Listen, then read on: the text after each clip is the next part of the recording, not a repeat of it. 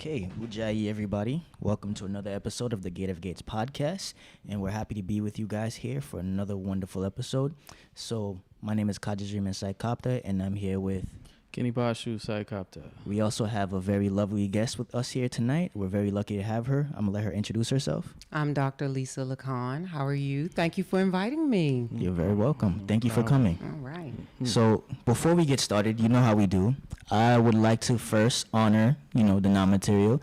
So I'd like to honor all of the ancestors, all of the great ancestors, the ones who are standing behind this work. I'd like to honor, especially in particular, Master Nimbaba Lumusa Mordenabig, who is the founder of the Earth Center and the one who's founded this mission and founder of these temples and the reason why we're all here today.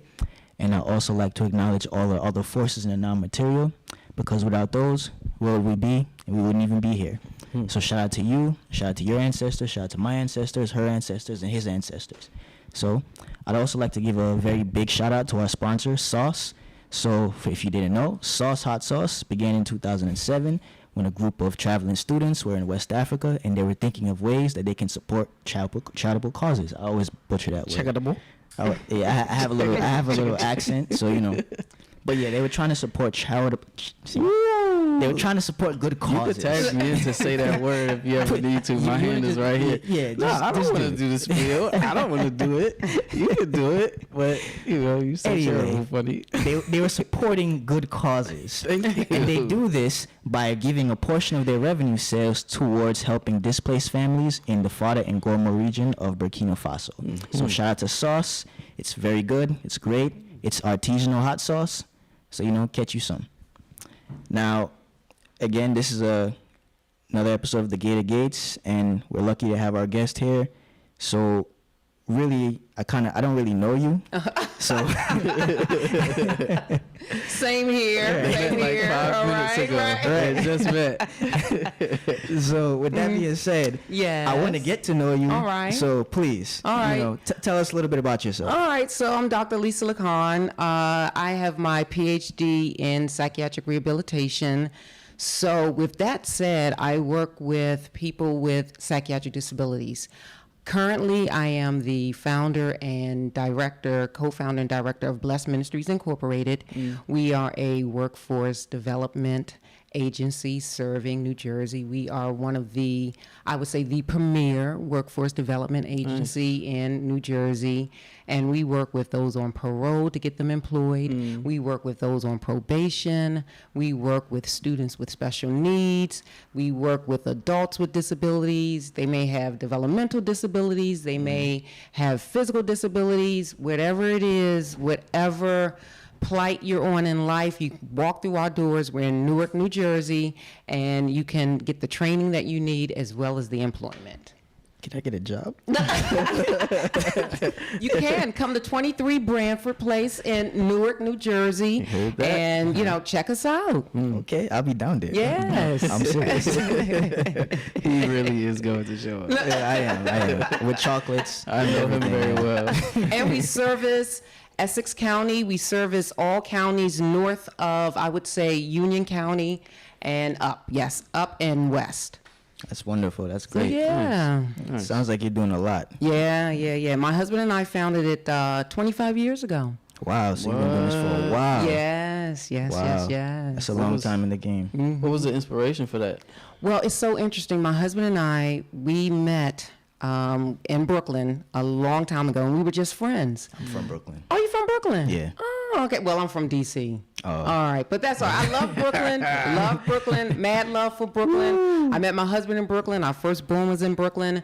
So we went to, we're Christians, so we started a Bible study. And the Bible study, morphed into Blessed Ministries. During that time, my husband was a job developer in Manhattan.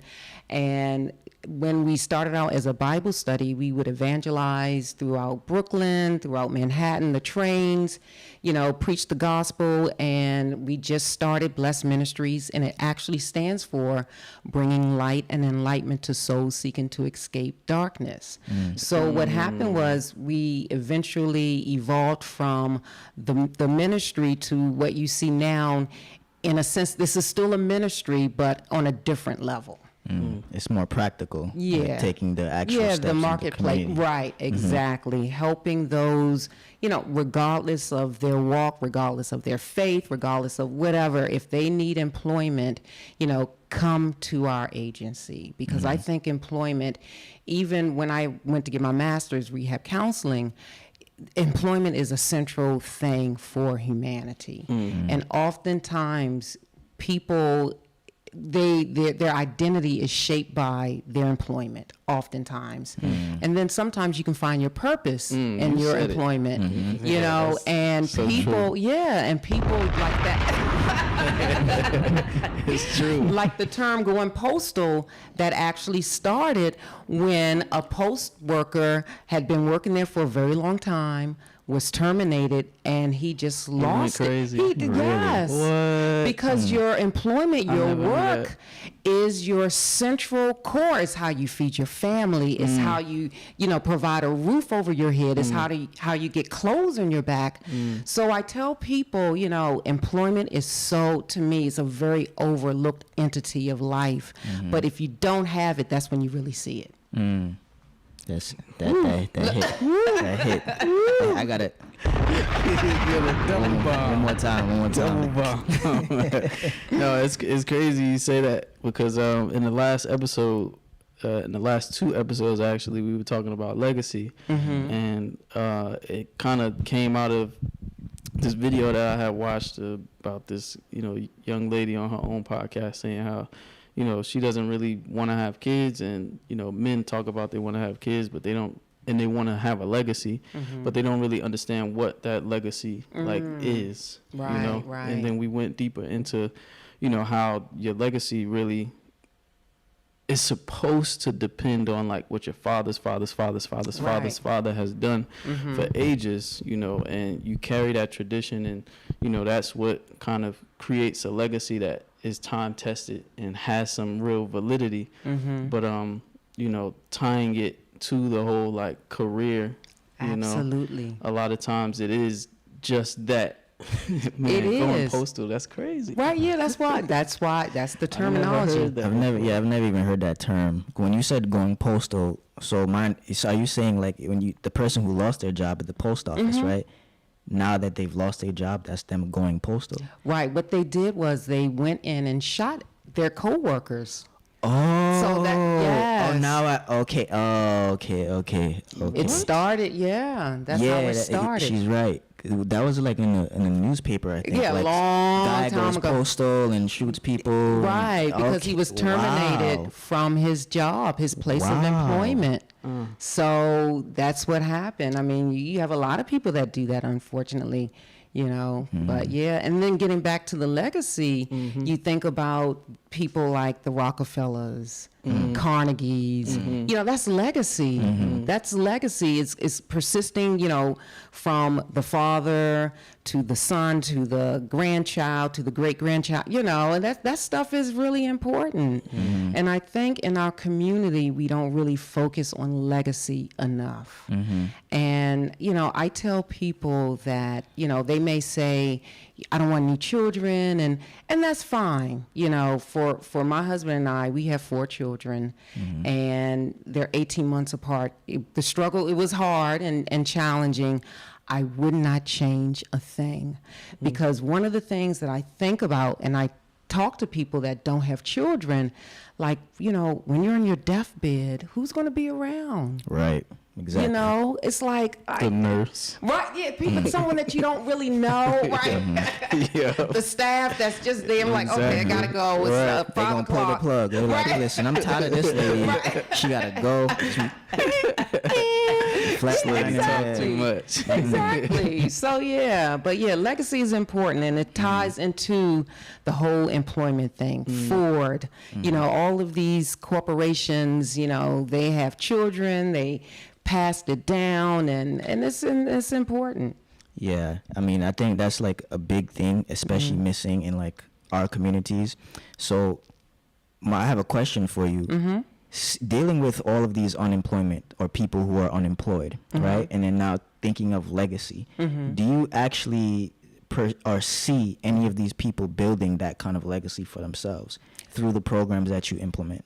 Yeah, actually, it's really interesting. One of the interesting populations that we work with, people that are on parole, they want to start over. And I see them starting over. You know, they want to reunite with their family. They want to have a decent wage, earnings, and I do see that. They want to reunite with their children. They want to, you know, the whole thing of just reuniting, and that's how you start that legacy. Now, there are some that fall through the cracks, and unfortunately, they don't get the opportunity, they don't get the chance, but the ones that we do help, it's just amazing. We have a wonderful a podcast, not really a podcast, but it's on YouTube, Blessed Ministries Incorporated, and the testimonials is just incredible. Testimonials are incredible. We have a training program. It's peer recovery specialist, and you can become a New Jersey certified peer recovery specialist. So if you've been exposed to working with people or have been exposed to substance use disorder yourself and now you're clean, now you have the opportunity to work at a treatment facility. So we work with that population, and I see the change. It's just amazing. It really is. It's amazing. Wow. It sounds like you're doing very good work. Oh, I love it. Is this something that you would say that you got from like an influence from your parents? I don't know. Not really, to be perfectly honest. I think I went to undergrad sociology. That was my major.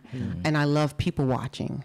I just love watching people. And I could sit in the mall and just watch people and look at things and look at the environment.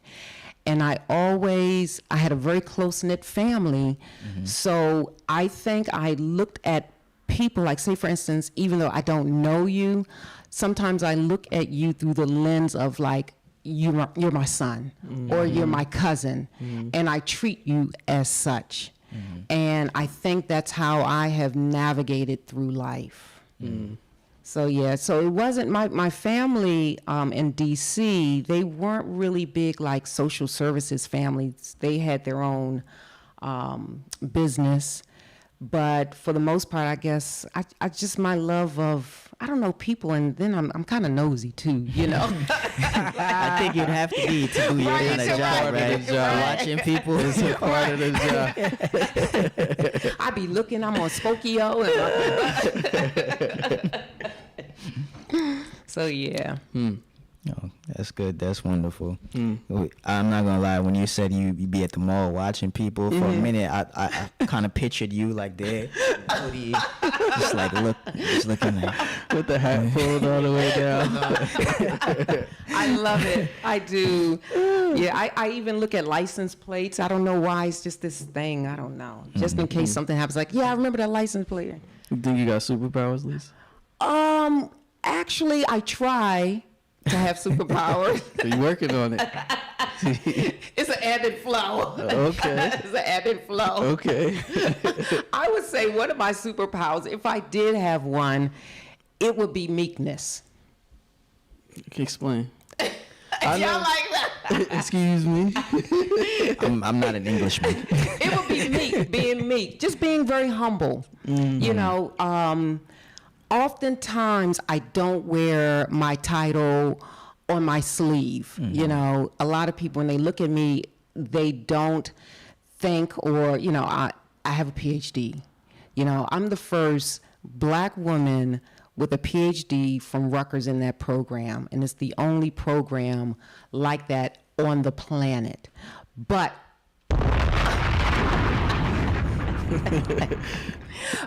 I don't carry myself like I'm better than, because I always come from the perspective, you know, there before the grace of God, there go I.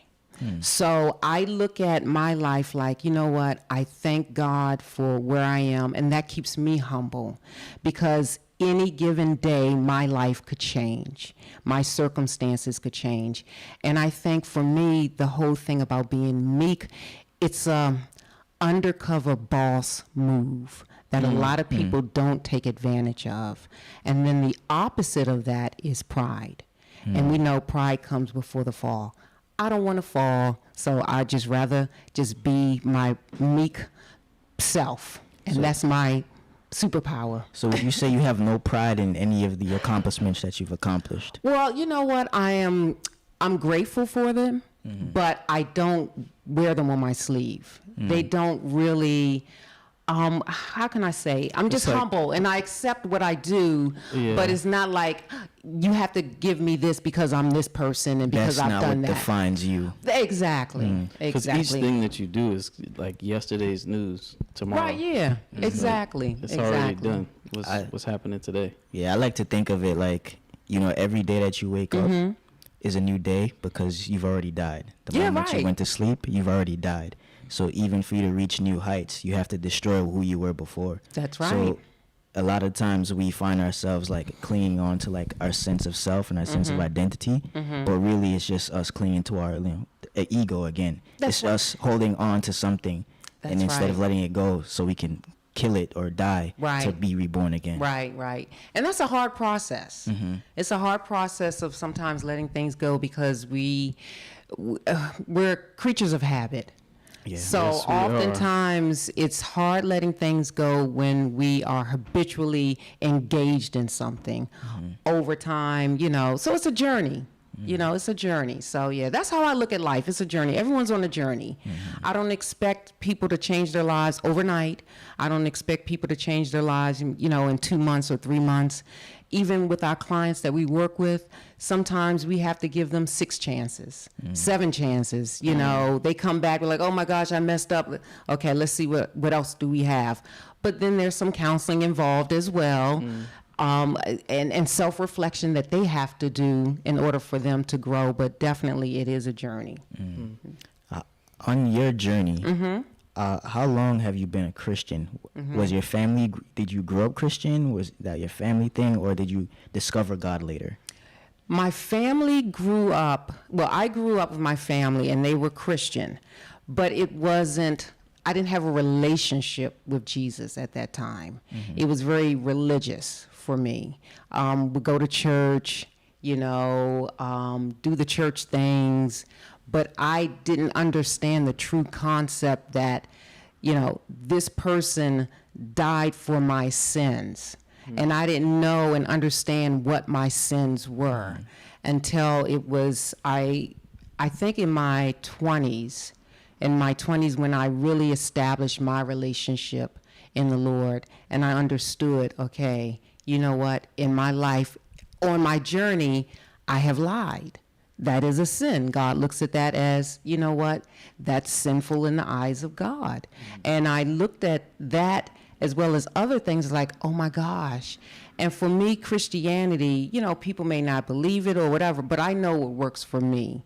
And I know the barriers that I need in my life so I won't go over the edge. So that's, yeah. Wow. I mean, it's interesting because it makes me think, like, how does... You say you went to school for, what is it? What do you have your doctorate in? Psychiatric Rehabilitation. Psychiatric Rehabilitation. So there was a lot of, I don't want to use the wrong word. What, people with psychiatric conditions? No, not necessarily, but I'm trying to think about like the course of what you learned throughout your college education as it compares to what you've kind of learned from church or the Bible per se, because in some instances I would guess that it may be conflicting or have some sort of a gray area. Not really, no. No. So say, for instance, I dealing with people with psychiatric conditions, I usually speak with the family members who may not be very knowledgeable about a family member that may have schizophrenia. And I kind of break it down to them, and I let them know that schizophrenia is a brain disease, okay? It's no different than someone having a heart disease. Your heart is not working correctly your brain is not working correctly. So it has nothing to do, in a sense, with a spiritual component. This is the world that we live in. Developmentally, people are born a certain way. Psychiatrically, people are, may inherit certain things, but it's a difference between the physical and the spiritual. And I break it up now, and basically that's how I explain it. Okay, and because the interesting, thing about it to me is that there is, because you're like a cool Christian. I've watched like some of your stuff on Instagram, and I've just seen other things happen from, Christians and Christianity that hasn't been so cool in my opinion. Right. A just cool like Christian. Right. That sounds like a t-shirt. You should make that. Yeah. That's $1 million business right there. Yeah, it is. It is. But, there's so many varying degrees. Like you said, at first, because I grew up in a Christian household as well, and it is, to begin, is very religious. It's just like you just do it just because. Out of habit, and they're doing it, and you just right. It's like that's what your family's doing. That's what everybody in the community is doing. It's just what you do. But then you start to have like the questions, and you go on your own quest, and you start your journey, and then you're asking questions of how this weighs up to my life, and is this the path that I'm going to walk on? So it's just interesting to me that at some point, you had this idea that it was like, maybe it's not so much about the church per se, or like the ideology that they're giving to me, but there's something spiritual that I need to be paying attention to, that I might not be able to know like exactly where to put my finger on it, but there's something there. Right. So like, because to me that seems like it has this gray area when it comes to the psychoanalysis and these kind of things, because you can't see God technically.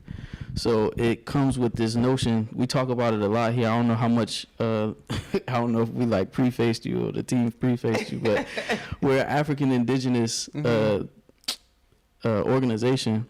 And, we learn a lot about the principles that our ancestors were standing on, specifically when it comes to spirituality, and like the invisible being something that you can't necessarily, it's not tangible, but it's very real. Right.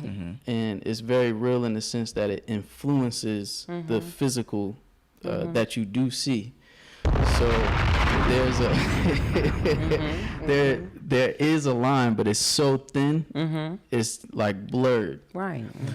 So it becomes very ambiguous at some point, and it's hard to kind of draw those lines. So what do you feel like gave you the sort of like confidence to start drawing those lines for yourself in your practice?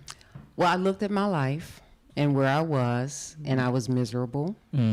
I felt a void in my life, and I knew I was trying to fill that void through sexual relations, through liquor, through drugs, through everything that was not God.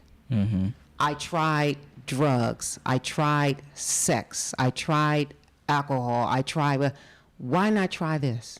And let me see if this is working, and this is God. So I tried God, and I tell you, it has worked and is working. I'm telling you.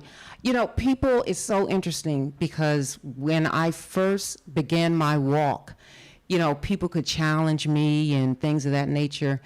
I'm older now. I know that God spoke to me and saved my life, because I literally could have died on the sidewalk. I had a condition I had no idea that I had, and And when I got to the hospital, the doctor said, Lisa, because I'd go jogging all the time. Lisa, if you would have gone jogging, you would have died on the sidewalk. No But way. prior to that, I had a meeting one Friday morning in Trenton, and I was so sick. I felt extreme pain in my body. So I had enough strength to drive from Trenton to Essex County, which is what, an hour or so. And I just went in the bed. And typically I jog on Fridays, but I couldn't jog that day because I had my appointment in Trenton. So when I went home, I went to sleep, and I said when I woke up Saturday, I'm gonna go jogging to make up for the day that I did not, that Friday. So as I was in the bathroom, I was getting ready to put on my clothes, and just as I'm listening and I hear your voice, said, don't do it, get back in the bed. What did the voice sound like? It was calm, but yet forceful, like a father. Like, you better listen. Right, but it wasn't overly stern. It was very compassionate. It's like, I'm confident in what I'm saying. Right. And if you listening, you Right. gonna hear I me. didn't question. I went in the bed and I just rested that day. And then the next day, I had to go to the emergency room, and the doctor was like, listen, if you would have gone jogging, you would have died on that sidewalk. Wow. You know, I don't want to make this a spiritual debate or clash or anything, but Make it then. Let's do it. Let's get even through going it. back, Fine. even going back to legacy though, right? We were talking about legacy. We were talking about how you have to develop what's been passed down from the father, right? Now, in our understanding, everything is spiritual, meaning this before something can be physical, there has to be a spiritual nature to it. So we ourselves are spirits inhabiting this material body. Absolutely. And as spirits, I know the Bible nowadays, they removed certain books, so aspects of reincarnation are no longer in those books. But we understand that as spirits, every spirit in every incarnation or reincarnation is coming back with a purpose. It's coming back with a goal. You do so much. The impact that you obviously have on the community is so great. It's so vast. You seem to me like somebody who what we would call is a person with like a very big shining star. So this is like a type of person who had a very specific mission in life when they were reincarnating. And it seems to me like that legacy, like your legacy, is that of a healer, which makes sense why you were drawn to even to do the things you were wanting to do.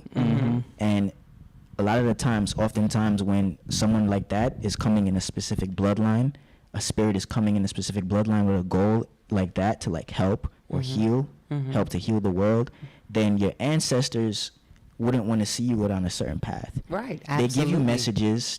They tell you things. They like, hey, listen, this ain't the right way. This ain't the right way. But oftentimes, because of our conditioning and because of our own social upbringing, Absolutely. we don't really understand those messages. So there are times when we go too far and it's almost like we're almost too far Right, gone. you're at the edge. You're at the edge. And then your ancestors are like, listen, all right, now I actually have to really wake you up. Right. So from our perspective, it seems like you had an ancestor or a forefather who knew the potential that you had and who knew your purpose, and they didn't want you to go too far. They didn't want you to go astray. You know, it's so interesting. This is a phrase that has been said in my life and in other people's lives. I had a praying grandmother. I had a praying grandmother. So did I. You know, and prior to her dying, she said, I said, Grandma, do you want me to pray for you? And she said, Lisa, I turned down a many a plate to hear that. That right there. Yeah, I know that hits you. Right, It right. hits you. Now that's a spiritual legacy. Because sometimes we think of legacy, we think of just money, we think of wealth, we think of the DNA. But that's a spiritual legacy. My grandmother, she fasted for me. She prayed for me. She fasted for my sister. And because of that, that's the spiritual legacy that my husband and I have for our children. And when she said that, Lisa, I done turned down a many a plate for you. I'm like, my God, this woman fasted. She prayed for me. She did. Wow. That stuff is powerful. It is. And then you have, the angelic beings out there protecting us. And yeah, I mean, it's just wonderful. One of the things that I always tell our children when they're getting ready to do something, like when they first went to college, whenever they're getting ready to go on a job interview, I look them in the eye and I always say, do your ancestors proud. Do your ancestors proud, because at the end of the day, and this is what I tell them, and they're probably like, "Oh, Mom," at the end of the That's what I day, did. right? Yeah, right. Oh, Mom, here we go again. I'm like, at the end of the day, there was one woman and one man Talk about it. that from my line that endured that passage. They endured throw up. They endured, vomiting. They endured being raped. They endured being tortured. They endured all these things, the resiliency that our ancestors had. Do them proud. They didn't go through all that for nothing. It's true. That's right. They didn't. They didn't. That's right. It's a big point. That's a really, really big point. It's because the very so much overlooked part within spirituality today, and even I could say maybe all throughout that time over the past 400 years, the thing that's kind of gotten more and more like pushed under underneath the church Or and vague. yeah, it became very vague is like the ancestors. Oh. Because it's like how did you get here? Like there's Right. literal like energy and intelligences like that those people are made Absolutely. of that you are also made of. So they're just an extension of you. You're Yeah. just an extension of them. So why wouldn't you kind of put their work that they've done to get you where you are Absolutely. first before anything Absolutely. else? But you said something interesting that I want to ask about, just in terms of like where you draw the line with spirituality and religion, because what we learn in we have classes, Nebnabala Musa Moto Dinibig basically brought back the original initiation camps that are still alive in West Africa today as an extension of what was happening in ancient Egypt. So basically what happens is that it's some weird people that we got beef with. don't Not have really. beef. We It's don't not have really beef, but it's just hilarious. So basically what happens is you're born, but in that birth because of the cycle that happens like between death and birth, you don't remember like who you are. You don't remember what you've completed in that last lifetime. So when you come back, you need a teacher. You need guidance. You need a master to take you through the process. Normally from the age of 7, your parents would send you to an initiation camp. Somebody that's not so emotionally attached to you, maybe a uncle or a grandfather, and they'll teach you all of the ins and outs of spirituality and things like that. So basically that's what the initiates of Keptot or the Earth Center are reclaiming, is that sense of, okay, I'm back now. I know that there's something that I need to achieve. I don't know it specifically, so I need to go to someone who really knows. And these temples are an extension of that mission. So as far as Christianity goes, like where you are now, how do you really make that distinction between what's religious and what's really spiritual? Because it seems to be all wrapped up in a box, Right, you know, and kind of given to you as like, hey, this is what you need to do, because it's kind of across the board with the Abrahamic religions altogether, you know, whether it's Judaism or Islam or Christianity. So where do you really like draw that line and make the distinction between what's spiritual and what's religious? Yeah, I think for me, religion is the routine of things. You have to get up at 8. You have to do this at so and so. Now, I love routine. With a mom having 4 children, my life was guided by routine. But when it comes to dealing with God, God is not so much the routine, because the Holy Spirit exists, because so many other people exist, because so many entities exist. Case in point, say for instance, just like with my example of God speaking to me, the routine would have been, say for instance, if I would have gone to church on a Saturday or a Sunday, because I went to the hospital on that Sunday. Routine and religion would have said, forsake the hospital and go to church, because that's what you do. That's the routine of it. That's what you're expected to do, rather than hearing for yourself what God has for you, your own individual purpose. So for me, a routine is somewhat the religious aspect. What you can wear, what you can dress, what you need to say, how you have to behave. Now, of course, there's certain things that, as a Christian, there's certain things called modesty. And I wouldn't want to see someone, you know, say for instance, if they're in the church and they've been in the church for a long time, dressed like they're going to the club.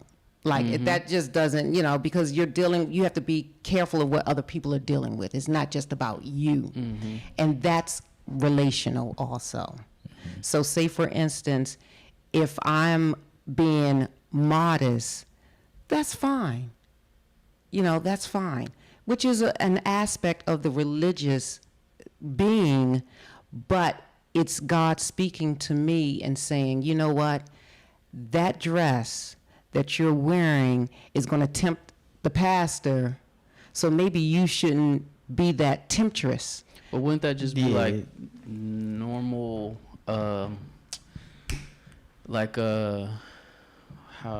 what's the word? I heard Nikita has said this before. He's one of our elder initiates. It's just like a basic tenet of being like a good person. Like you don't even need religion to show you something like that. No. I also want to say one thing is interesting. So it's like, why did you mention tempting the pastor particularly? Well, because I just like to use the example. Because oftentimes in the church, that's what has happened. No, it's true. That has happened. Thank you for that honesty, because it is true. It's a reality. Yeah, it's a reality. The pastor is a man. The pastor is human. And the pastor has hormones. And pastors can be tempted, and they are tempted. You know, and I think oftentimes it's sort of like, you know, if you're in a situation where you're, you know, with a woman and you get so close and you want to have relations and she says stop, you know, it's sometimes for a man it's just hard to say, okay, let me go, baby. You know, I mean, let's be real. It happens. It happens. And for me, that's the religious aspect, to think that the pastor is non-human, to think that the pastor doesn't sin, to think that the pastor doesn't do those things that the average man does. And that is the difference between religion and having a relationship, I think. If the pastor listens to the Lord, and then in the church you have the church mothers that, I don't know if you all remember this, but the church mothers had a scarf they would put on the legs of the women so the pastor wouldn't get distracted. You can't even see the legs. He can't even see the legs. Dang. So, with a lot of what you're saying to me, it sounds like you're trying to distinguish to the fact that religion is very organized, right? it's an organization, it's an entity, and that entity, in a sense, it seems to be like holding people back. Absolutely. People are not able to really think for themselves. 'Cause Absolutely. even when you listen to God and God told you, it's almost like you're saying, okay, you don't have a brain of your own anymore. It's like, so, say for instance, denominations. That's why I choose to go to a non-denominational church, because the denominations, it's a Be like form, Protestant and all right? that. Okay. The AME Church, Baptist. I don't understand why that's a thing anyway. Right. Y'all all Christians. Right. Well, they all were fighting each other. Like the Protestants were protesting against the Catholics, and then the But you know Catholics what? don't It's- want to be it's Orthodox. so interesting. At the end of the day, none of that stuff matters. Right. At the end of the day, you just have to make certain that you're on the right train. You have to make certain that your heart is clean. That for me, I'm a child of God. Jesus is my Lord and Savior. And when I take my last breath, I have to know that my knows that I'm on that right train. Would you ever say that it's almost a little contradictory for you to be Christian but not Christian? Because essentially that's what it is. It's like, So, like, what do you mean? so we understand, like, I think we have an understanding. Like religion, Christianity itself, Right, is like it's like an organization, and it's kind of like getting people away from thinking for themselves. It's kind of putting people in like a state of like, how do we say, stagnation in a way, or a state of like even what's a good word for like essentially it can because based on what you're saying, it's like the religious part of it, because to be honest, the religious part of it is how most people start, and because it's how most people Right. start, it's how they finish as well. So the majority of the religious zeitgeist is about doing it because you're supposed to do it, Right. but not because you actually have an understanding of like what you're doing. So Or a love, and that's the key. Having a love. When you have a love for God, when you have a love for the Lord, it's about the love, at the end of the day, having that love. So when it comes to, being a Christian, it's just a label. I am a child of God. I am Lisa. I am a wife. That's just another label bestowed upon me. So when people in this earthly realm, they look at my life, they can say, oh, okay, yes, so she is a so-and-so, so-and-so. And we all have labels. Right. Regardless of like you how said, we your want. identity is tied to your Yes, career. it is. It is. It really is. So just like the label of the pastor, we expect a person to perform a certain way based on the label that's bestowed upon them, whether it's a mother, whether it's a father, whether it's a sibling, an older sibling, the younger sibling, and it's no different. So again, it's like, Christianity at the end of the day, that's what we know. Like that's sort of like what we've been taught in this society, right? So that's like our kind of like our reference point when it comes to like spirituality. So, but from what I hear from you, it sounds like you're looking for something more, or you were looking for something more. Like you were looking for something that's almost actually like more. Well, yeah, back then I was looking for something more than the liquor, than the drugs, than the sex. And then what I did was I tried Jesus. And based on my walk, it hasn't failed me yet. It has not failed me yet. And I am a staunch believer that you should know people by the fruit. Are you bearing bad fruit? Is it rotten? Is it sweet? And that's how I live my life. So that's like, but that's sort of the root of, I think, what we're trying to get at with the questions, because it sort of seems like if I knew Lisa, let's say that Lisa never sees a church, Right. or Lisa never hears the name Jesus, That is correct. right? If those conditions were a part of your situation, you would still be a person who understands that there's basic tenets that make you a person, that whatever is above us, right, whatever entity may be higher in rank within the existence than us, to make yourself favorable to that, there are just basic tenets that you need to live by in order to appeal to that, so that when you do pass and you pass on, you can have the favor of whatever that is in that invisible world, which is like a large part of the Kemetic mindset, is that really you're only living your life to die a good death, and then through that you get the chance to live a good life on the other end through that next reincarnation. So it's like, would you say that if the Christianity itself like crumbled today as like a faction all over the world, if it just crumbled today, would you sort of hold on to the Jesus and God, or would it just be that there's something that I need to be ready for beyond this world that I can't see? All right, so for your first part of the question, of course I went through life. I didn't want to murder people. I mean, come on, that's a... I don't think anybody really does, but then they get there. I the guy disagree. goes postal. I disagree. I disagree. There are people who genuinely want to murder people. They are people. It's a mental break. But they want to murder people. There are people who, you know, I get what you're saying, though. Yeah. There are people that do. The Rockefellers have an interesting legacy. Right, exactly. Thieves. Right. You know. Murderers, too. Right. Exactly. So, you know, I didn't do that.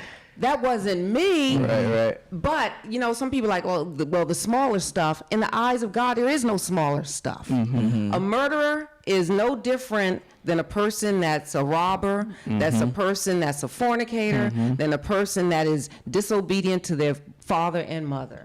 It's all equal. So in my life, no, I didn't go around like, you know, shooting people and still, well, no, in college I did a little shoplifting. Right. But see, that's what I'm saying. Right? But, you know, it's sort of like, if I look at my life back then and where I am now, there's safety. Safety from disease, sexual diseases, because I have one partner. And that one partner has me versus 5 other partners out there. You know, there's safety in that. There's safety in knowing that I'm married for 25 years and I can confide in my husband and my husband can confide in me.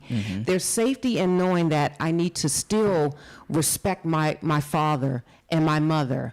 You know, there's safety in knowing that I shouldn't go around just lying. You know, there is safety in that. And again, those are my guardrails, because I know where I was back in the day. I could have been a person without those guardrails. I could have herpes, gonorrhea, chlamydia, you know, liver failure because I drink a lot of alcohol. You know what I mean? So I know for me what works for me. You know, so yeah. You know, somebody said in the comments that a lot of what you're saying, believe it or not, it still sounds like a lot of the same traditional, initiatic, or like indigenous African spiritual principles. Oh, absolutely. Live by. So, absolutely. And it's true, because even with Christianity, it's like, even though I personally, honestly, I knock Christianity down a lot, only because I know historically where Christianity is coming from, like its roots wise, like it's still coming from traditional African indigenous spirituality. And I just have a bone to pick with it because of how it's been used to colonize the vast majority of the world. Absolutely. It's no different than a pastor that's stealing money. Or looking at legs. Right. Or looking at legs. Exactly. It's no different. It's no different. But again, I cannot look at that because to me, that doesn't matter. Again, I'm looking at my life. You got to protect yourself. I have to protect myself and what has happened in my life. And not only myself, but when you really look at life and people and how they live, a lot of things that people inherit, whether it's a disease, a sexual disease, they're out there. They're out there. They really are. That's the beauty of, for me, again, the beauty of marriage, that I think a lot of people, don't respect, the institution of marriage and things of that nature. I'm pretty conservative. I'm very conservative. Yeah. I mean, well, you look at today, everything is more about liberalism. Oh, like yes. everything is all about freedom. Like you can That do whatever you want. That side sounded like.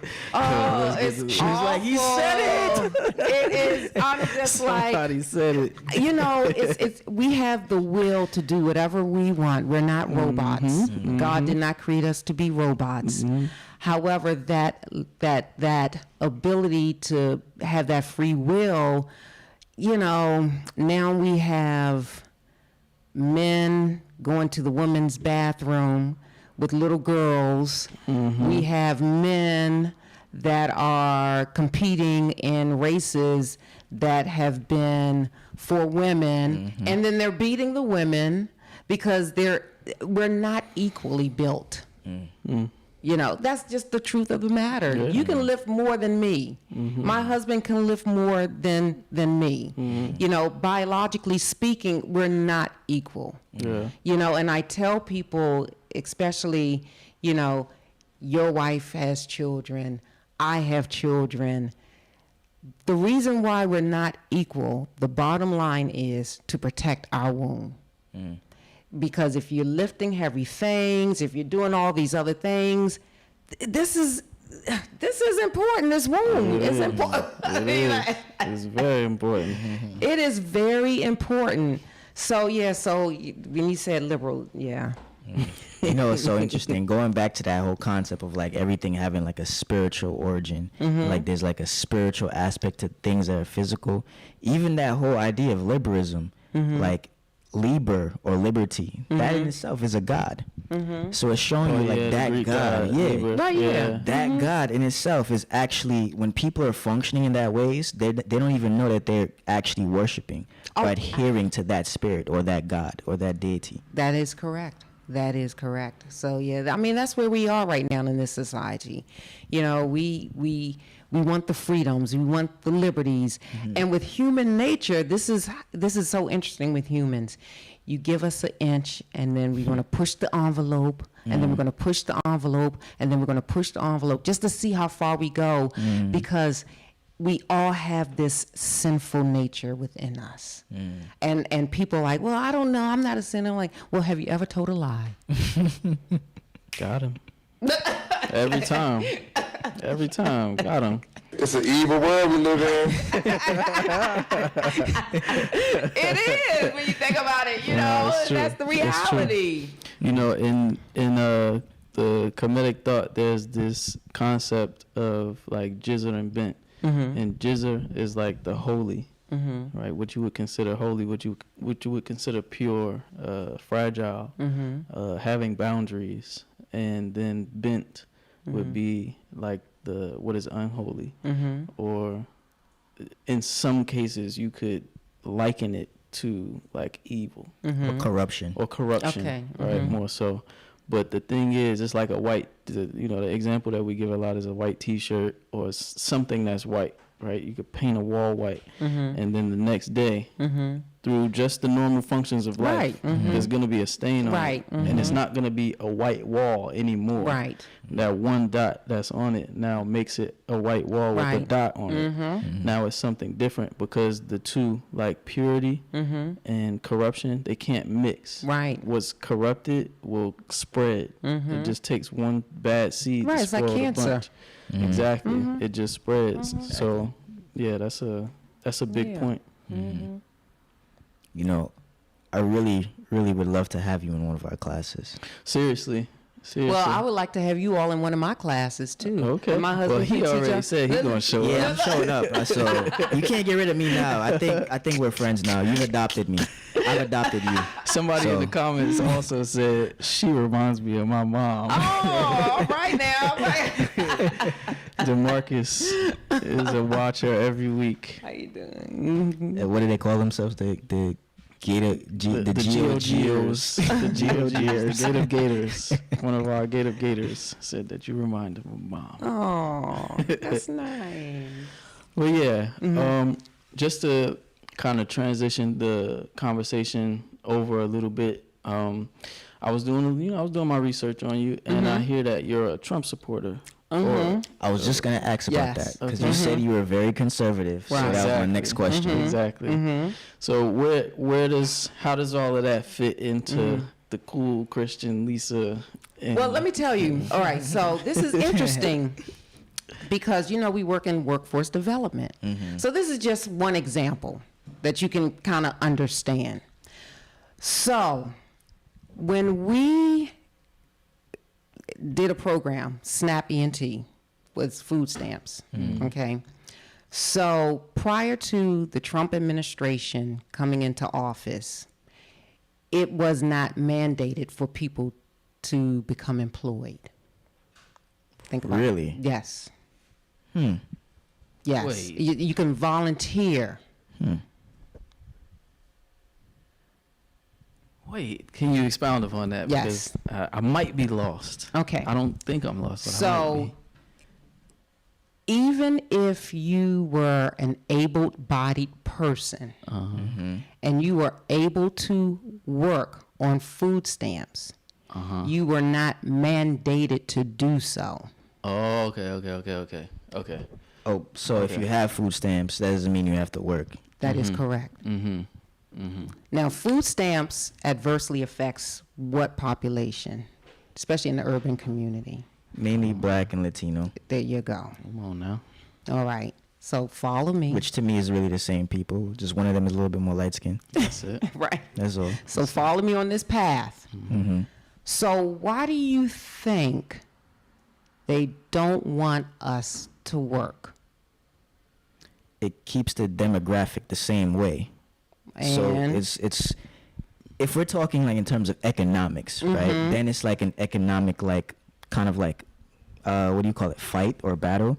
So they don't want like kind of like competition, because I know for a fact that the white population is now actually diminishing, and it's been diminishing for a correct. very long time. That is correct. Now the Black population has been somewhat the same or stable, and that's by design. right? But then the problem becomes the so-called Hispanic population, They're which coming. is going to overpopulate the white population that is very correct. soon. That Filling is up them which cars. is Right. which is natural, because if you think of most Hispanic or Latino people, they're actually just Native Americans who think they're Spanish.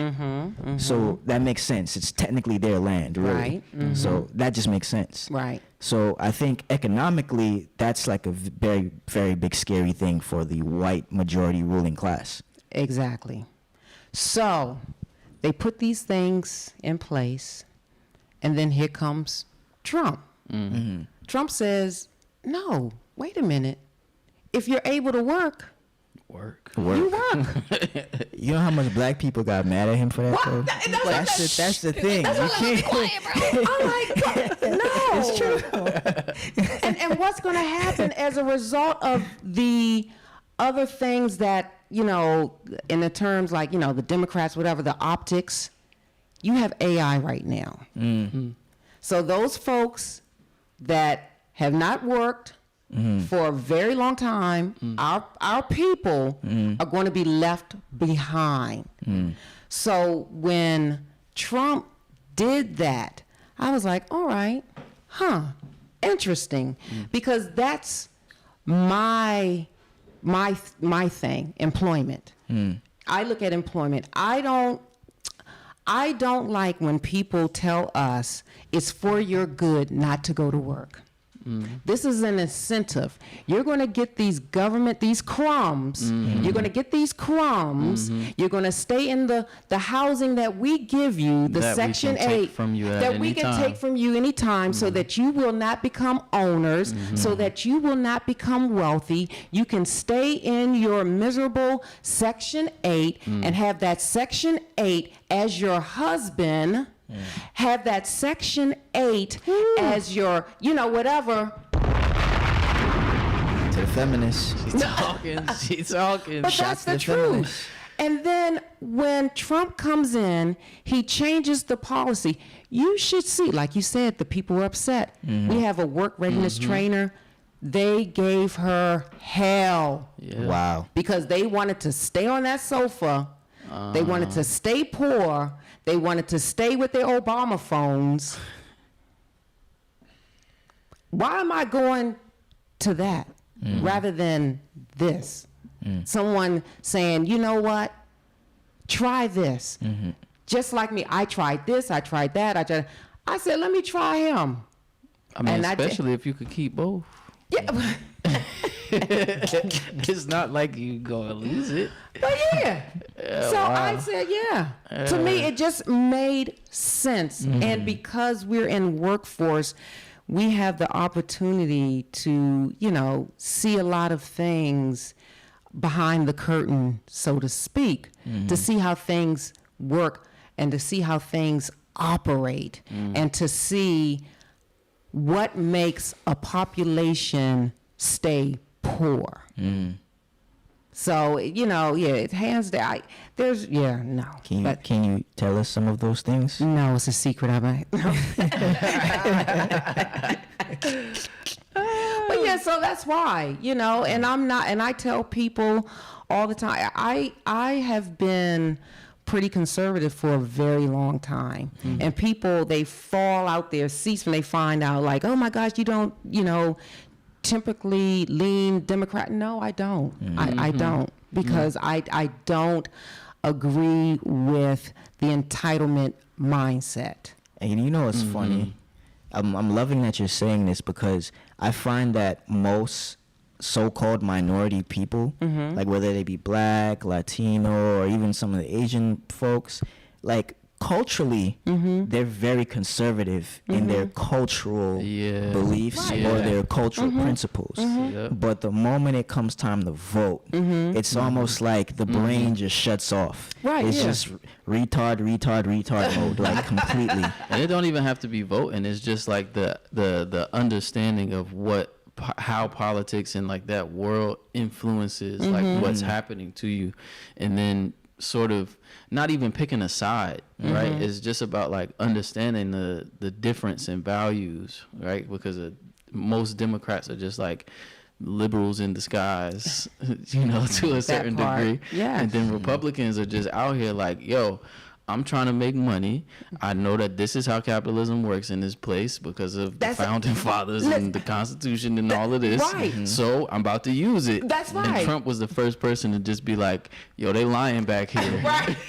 He's like, of course I don't pay taxes, and you shouldn't either. And you don't have to. You know the loopholes that they created because they're in the office and been in office for a very long time. To me, it just makes it like, Right. hello, duh. Yeah. I mean, really. So yeah. So I mean, it's an incredible. So yeah, that's my belief. That's my take. And yeah. Did many people get on board for that program? What So it is was the SNAP ENT? Yeah, well, they had to. Yeah, I guess they did. Yeah, if they were able-bodied, meaning that, if you were pregnant, you didn't have to. If you had a disability, you didn't have to.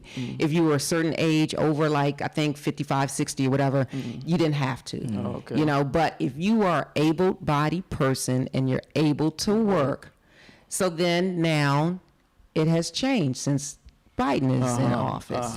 Of course. Yeah. That's big surprise. And then people are like, yes, that's so great, doing us a favor But that we don't have to work. It ties into the whole like LGBTQ and like that whole ideology of accept me as I am and give me what I need to be what I am. Right. right? And then it's like I don't have any responsibility towards like doing what I need to be whatever I want to be. It's like it should be given to me because you stole this land, you did this, you did that, which is of course all maybe true. Well, but that's not true for that argument. The LGBT. Yeah, It's yeah, not true right. at all. there's a lot of weird But things in that. but you know, it's interesting. I'm older than you all, so you may not remember this, but Are you really? I am. Look, I couldn't tell. I didn't even know. but maybe you all benefited from this. But when our oldest son, when he was playing basketball, so his team won first place. So then you had second place, third place, and everyone got the same size trophy.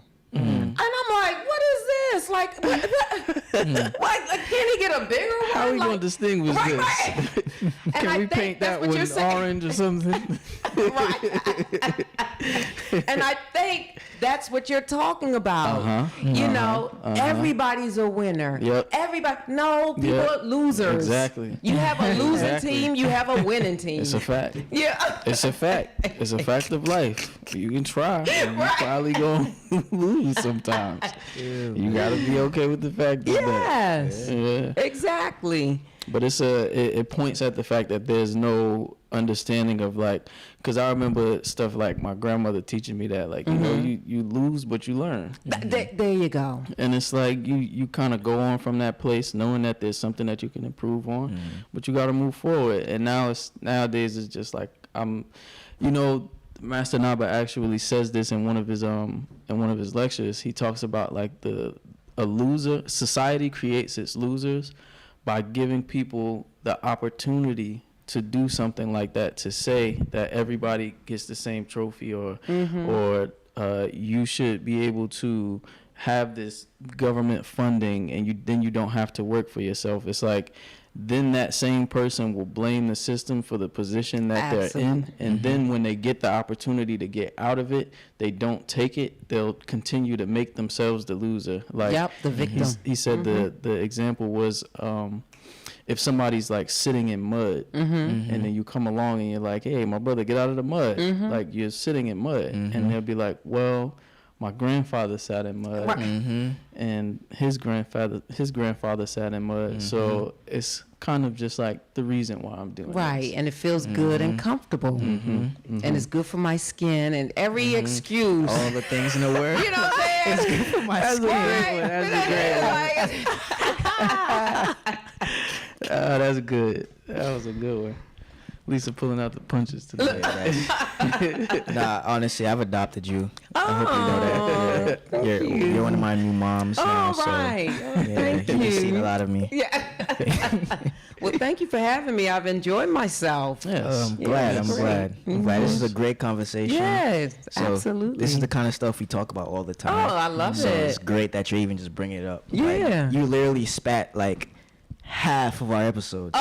Yeah, honestly, yeah, because a lot of it's just so interesting that a lot of what you're saying and a lot of your outlook on life is initiatic. Like if you yourself went to West Africa right now and you could speak their language and you told them some of the basic tenets that you live your life on, you'd be like, okay, at least we can work with this lady. You know, it's not like she's completely lost in that world over there, you know. So it's very interesting to just hear you speak and, you know, kind of relate to a lot of the basic principles that like our ancestors back in ancient Africa were, you know, living their lives on. It's, you know, it's powerful. Hey, you Now, can do tell you all they're know? on you. Oh, I'm sorry. Go ahead. I was just saying you can tell they're on you and they really worked with you. They're Right. standing behind you. They're standing behind you. Yeah.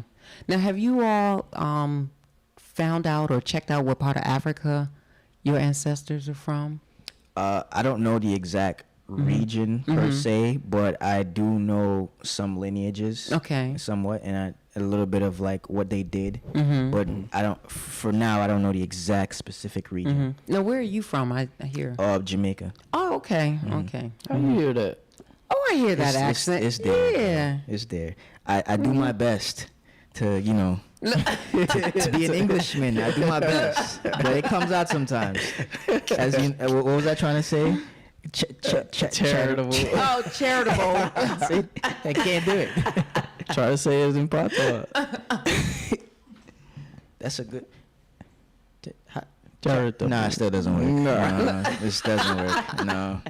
All right, we'll leave charitable alone. Oh man. So normally around this time we'll get into like some topics that we have compiled over the week, just current events and stuff that's happening in the news, and we call it rapid fire. Okay. So it started out that's that we fine. did it for like 3 minutes for each topic, but eventually we decided that sometimes you got to talk things Right. things Yeah. through. Right. So it might take a little bit longer than 3 Real minutes. quick before we get into rapid Yeah, fire, more questions. somebody asked, I heard Mali, Burkina Faso are trying to form a federation. Is this true? Will it beginning African unity? Well, yes, that's true. There is some unity going on within certain countries in West Africa. There's also unity against that in Africa as well. So I wouldn't say that it's the beginning of the entire continent's unity. There still is obviously some, old stones or some old trees that need to be cut down. So, we're just waiting it out. We're just seeing what happens. We're doing our part to join the good fight. So you should be doing your part too. It even shows that that unity is ages old, right? Because those borders, those colonial borders, that's just the Berlin Conference. Right. That's somebody put that border there. Somebody put that on the map, but it's not real. Those regions that those people inhabit has nothing to do with those borders. All of that stuff is political. I remember I was seeing a video of this guy, this older African guy. I think he was from like the southern regions. So he was saying it's crazy because when they came and they divided everything up and they made these fake fictitious borders, his grandmother's people lived on this side of the river, and then his father's people lived over here, and then he had some other family over in this other region. So now all of these places are divided into 3 different countries. So now he has to pay like a toll to travel to like one part of his family. Wow. And he has to take a plane or some kind of something he has to pay to go to his grandmother's people. So it's like causing like rifts between families. And we don't really see that over here. We think when we talk about like countries and like all these different colonial identities, it's like for our minds, it's like this is what it is, especially for people born after a certain time. This is what it is, but in reality, no. People's whole entire lives have been, just destroyed just by these simple borders. So Yeah, that's true. Like Haiti and the Dominican Republic. It's There's Venezuela. It's Right. one island. Right. Right. They have a gate. It was like, no, this gate is locked. You can't. Now we got a light skin side and a dark skin side. Right. and then there's some dark skin. There's some dark skins on the light skin side. Right, yeah, And then there's right. light skins on the dark skin Because they side. mix it, right. So it don't make no sense. Yeah. But hopefully all those things at some point will be no more. But until then, we're just gonna continue to do what we do. Yeah. That was the only other question, honestly. So, So real question. yeah, rapid fire it is. All right. So, let me pull this up on my phone. So, first one, you'll like this one, Lisa. Okay. Trump vows to stop gender affirming care for minors if reelected. So he basically had a speech. I don't know if you saw this. Oh, I didn't this- see it. No, I didn't see it either, but I read a little bit about it, and he was just saying that even for adults, there will be no, like, he'll make it so that there's no sort of programming or education on, like, more than 2 genders. Yeah, Just stop it. yeah, because I think there's like 12 genders now. I don't know. No, It's like- it's like 200. Right. I'm like, They got dogs and cats. And right. Wolf, unicorn, all if that. you believe that you're a cat, you're a cat. If you're, where does it But if you end? believe that you're a cat, go outside. Right, yeah. Don't come Use home. the litter box. Go right? outside. Well, you can't even joke about it because there are people doing that. Yeah. That's true. Genuinely, people are doing that. They It's true. are. That's a fact. So yeah, and because I think what was happening is parents were under fire if a 7-year-old stated that they weren't comfortable with the gender that they're in. Exactly. And the parent would be like held responsible. I mean, it's just crazy. It's just too How much. do you even get there? That child has to have some sort of an influence from Right. their parental Right. like guidance to be able to have that idea Absolutely. that there's anything other than like what I am that's Right. gonna influence like who I Right. am. You know? Yeah, that and the educational school system, it's just too much. Yeah. Like that time we did a cover of a lady who had her newborn baby, and she was dancing around the baby saying, gay baby. "Gay baby, gay baby, Please be gay. please be gay, Yeah. please be gay. You better be a gay baby." It's crazy. like, It was crazy. Really? The lady was black too. yeah, it was like, really, lady, It was are scary. you for real? This is what we're wishing. Yeah. Yeah. It's wild. Maybe she wanted the free money out of it. Yeah. Gay people get everything. Yeah, for they get free. everything for free nowadays. Gay is the new black. Did you hear? Sheesh. All right, next topic. Kendall Jenner gets paid $5 million to give Meta rights to an AI persona using her likeness. So basically, there's this thing with Meta. That's what it's called, right? Yeah, Facebook. Meta. Uh-huh. Facebook is called Meta now. So basically, what they did is they started a program where celebrities would be able to sell their likeness to Meta, right? Through like AI. They spend like a day or two inside of a facility, and they take basically the way that like the virtual reality things work is they take pictures of something from multiple different angles, and then it creates the 3D image. Right, okay. So she spent all this time in the studio, and a bunch of different people did it. But through that 3D model of you being created, then they make another Instagram or Facebook or whatever profile. But it's like, it's not Kendall Jenner. Her name is Billy. What? So somebody was like, Kendall Jenner made like a new Instagram. What is this? And it was like, hey guys, it's Billy.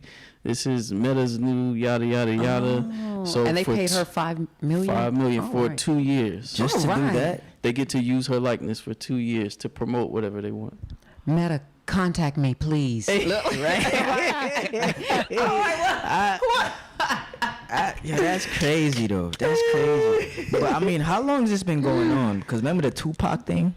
What the Tupac? You never saw that? The hologram of Word. Tupac? They had a whole Tupac had concert. he still has concerts. Oh. With a hologram on stage. Yep. Wow. Yeah, man, Yeah. this thing is crazy. Like, pretty soon you're not gonna know who is who, what is what. Yeah, You it might be was- going around there in the street sleeping with robots now. Like, this is crazy. out here. Yeah. That's true. Yeah. Yeah. I don't know. It's wild. Because there was even some other technology, like an app that you could use now. You kind of just walk around the person in the same thing. You just create that like digital likeness, and then you can place them in another video, and it looks like that it looks like person that, was right. there. And I'm like, man, So, essentially, we can be seen doing and saying anything now. don't get Right. caught by the cops. Right. Even if you exactly. didn't do Even it. if you didn't do it, yes. It's crazy. Exactly. Yep. Yeah. It's an evil world we live in. So these are facts. All right. Next up, we have a viral video that shows a bird. It was a crow removing the Israeli flag from a flag post. A bird? A bird, did. A crow. It was a drone, bro. No, it was a real bird. I saw the video. I saw the video, but it was from a few years ago. This Israeli versus Palestine thing's been going on for forever. But a bird literally goes, gets on the flag post, and picks little by little, picks the Israeli flag You off think, of the you flag think the post. Palestinians like They trained the bird to do that. Oh, wow. That's Who's the to only say? sensible thing. Who's to say? It's possible, Or it could have been Ancestors did it. divine. It could have been, you know. the divine will did it. I mean, they're giving them a message. What's your take on the whole, like, you know, because this Palestine versus Israel thing has been going on for ages, and it's crazy. So You know, what's to your be take on it? perfectly honest, I have not been really focused on it. I just have not. It's just, I think for me, I'm trying to escape from all of this stuff. You know, the disasters, the this, the that, the da da da. So I haven't really sat down, done my research, done, you know, I I'm not that familiar with what's happening with it right now. So so I can't even make an intelligent comment right now. We still got to do an episode on it though, because the history of it is really, really interesting. Like Palestine, not like Israel is the country, right? And then Palestine is just like this. I don't know what it is inside of Israel somehow. It's a place, or I guess call it a borough.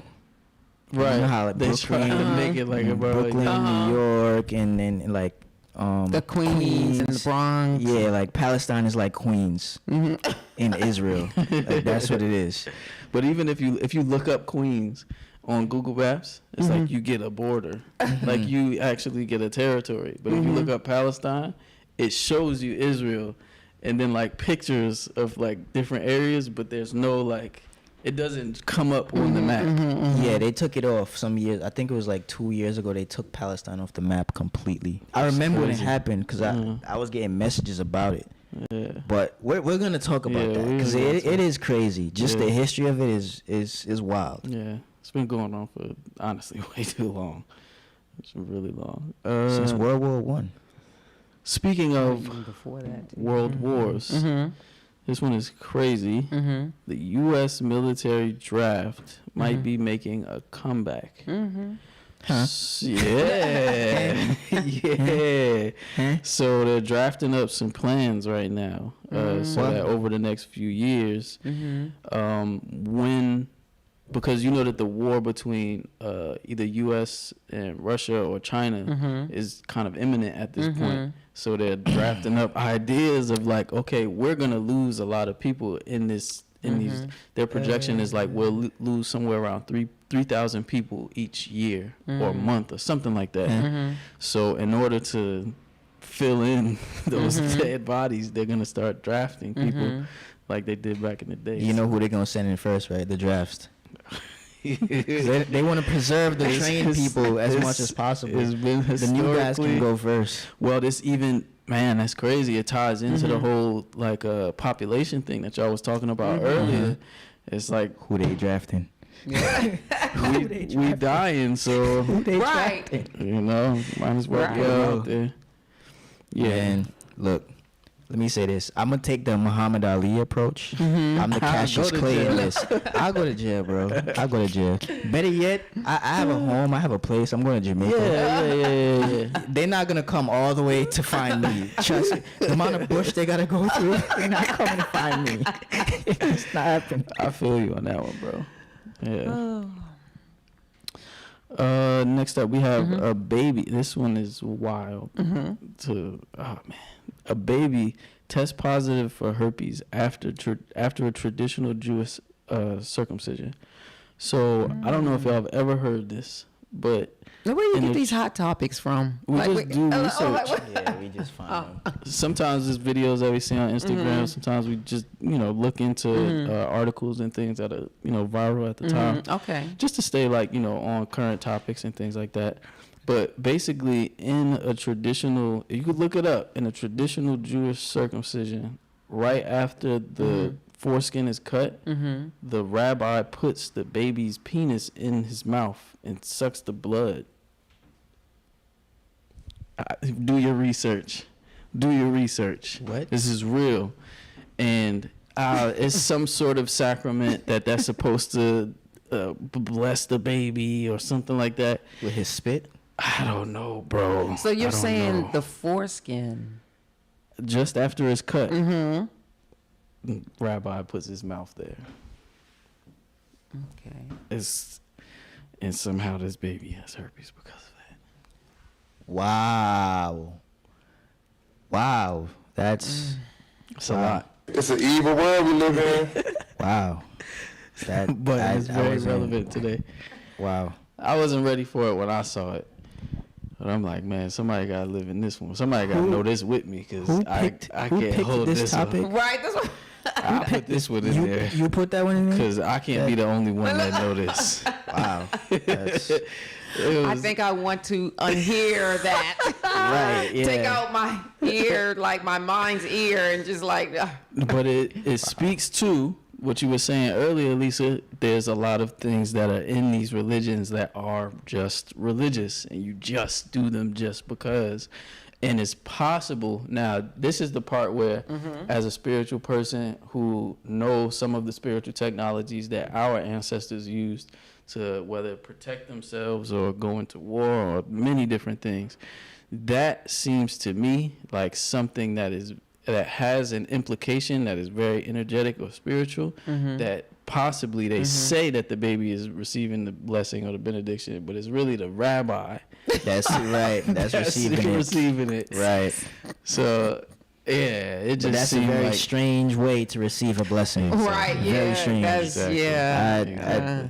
They should stop. Right. That's not cool at all. yeah, we'll be okay if y'all just look at legs. How would You ain't gotta go that far. Next up, Japanese scientist creates a machine to watch your dreams after you wake up. Oh, interesting. Would you do that, Lisa? You trying to watch the dreams? personally, I would stay away from that. Oh. That's a little scary. Well, see, you know me, I'm a sociologist. I'm like, Yeah, interesting. yeah. I'm a scientist. Like, I oh. feel you. Yeah. Okay. I would like to, really. How do dreams like play into the science of it? Like, Well, you know, your subconsciousness, your fears sometimes come through our dreams, the things that you anticipate, your anxiety, certain things that make you feel well, certain things that you miss. Like I have a recurrent dream of my childhood home. You know, in DC, because I had a lot of love there, and not to say that I don't have love here, but it's just sometimes I do get homesick. You know, and when I get homesick, sometimes I may listen to music, and then the music may trigger something, and then from that triggering experience, I go to sleep, and then I may have a dream. You know. Or if I'm anxious about something, I may have a dream, and I may wake up like, oh my God, but it's anxiety sometimes. Do you ever go visit that place in DC? Oh, absolutely, all the time. I was just there in, I think it was May. Yeah, May. Wow. Yeah, I sure did. And I took my children and my niece. I take them all the time. Like, see, this is where I grew up. So yeah. You have any experiences when you go back? No, just fond memories. Just fond memories. Nothing like you mean like a spiritual awakening or anything like that? Anything, yeah. No. What happens in the recurrent dream? Do you just kind of like walk around? I walk around and I have to go to the bathroom. Oh, that's a good one. It is. It's the Do bathroom. you wake up from the dream to use the bathroom? I do. Okay, But when I was okay. little, I did not. I know that dream. I think we all do. So Simone and Gary in the comments said it's true. It's called metzita. Wait, The rabbi and the baby bleeding penis in his mouth. Wow. Metzita. We went back there. That's man. I almost forgot about it. Then I realized what she was talking about. Yeah, right. Like, why did you bring that up? But yeah, the dreams are really, really important, and it's interesting that you have that recurrent dream, because recurrent dreams seem to have this logic of like there's something that needs to be addressed. That's why I asked if you go back to that place a lot. Absolutely. I Yeah. do. That probably feeds you energetically. Oh yeah, a it lot. does. It absolutely, absolutely. So yeah. That's beautiful. You That's still have great. relatives out there? Yeah. Nice. Yeah. Nice. That's what's up. All right. So last one. I did this one specially for you. Lisa. Okay. Is the famous Jesus depiction actually Pope Alexander the Sixth's son, Caesar Borgia? So Did you just no. article about that to Because I met Lisa before, and And I know that she's a funny person, so I had to throw this one in there just as a bonus. So I did the research, right? So Pope Alexander the Sixth, right? His son, Caesar Borgia, was in a romantic relationship with Leonardo da Vinci, who was actually the architect that was commissioned to make a drawing of Jesus. The Sistine. Did I you do the believe so. Sistine? Yes, he did the Sistine Chapel, as well. But it was at that same time that he was in the romantic relationship with Caesar Borgia that he made the depiction of Jesus. So there's a popular opinion in like the, Christian, I guess like, I want to say like breakdown. I don't know. There's a word that I'm looking for. But when people like try to decipher it, they say that that picture is actually like based on him, because before that there was a more, I guess, original or darker skinned Right. picture of Jesus that was like global. Right. Probably at that like your time. complexion. Something like that. Right. Yeah. So He had an afro too. he had an afro. Yeah, that's what they say. Hair like wool, right? Hair like wool. Yeah. Well, it says white as wool. White as wool. Right, not exactly the texture. Huh. See, that's the first time I've ever heard that. I never heard that. Yes. That's the Old Testament or the New Testament? That's in the book of Revelation, the New Testament. Huh. I'm about to go read that. Yeah. Double check. Yeah. Double check the facts.